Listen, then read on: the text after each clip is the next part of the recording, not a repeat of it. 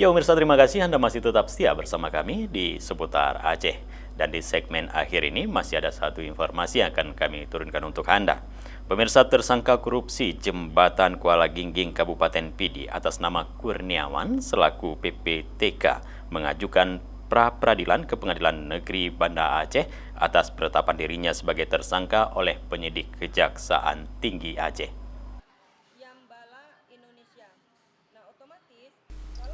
Hal tersebut diungkapkan oleh kuasa hukum tersangka Kurniawan pada jumpa pers di salah satu warkop di kota Banda Aceh pada Rabu sore.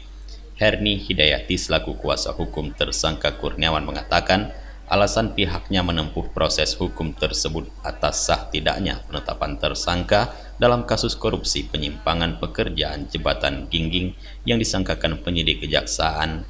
Ia menilai ada mekanisme hukum yang salah yang dilakukan penyidik kejaksaan dalam melakukan penetapan tersangka terhadap kliennya, bahwa syarat mutlak ditetapkan seorang sebagai tersangka dalam tindak pidana korupsi harus adanya kerugian negara. Saat penetapan tersangka, pihak BPKP Perwakilan Aceh belum menentukan berapa kerugian negara dalam kasus tersebut.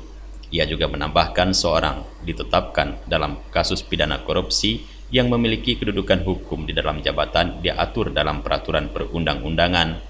Menurut kuasa hukum, penetapan kliennya Kurniawan sebagai tersangka korupsi jembatan Kuala Gingging tidak memiliki payung hukum yang jelas.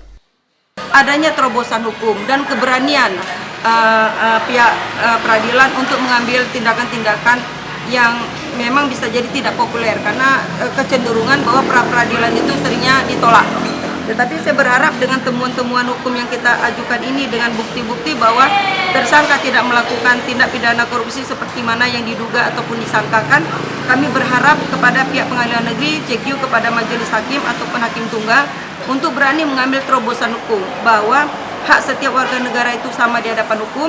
Kedua, namanya kemerdekaan diri itu merupakan azazi siapa saja dan kita semua sama di hadapan hukum, agar dipertimbangkan setiap bukti-bukti yang diajukan untuk permulaan dua bukti awal yang cukup itu menjadi pertimbangan bahwa khusus untuk tindak pidana korupsi harus ditemukannya kerugian negara.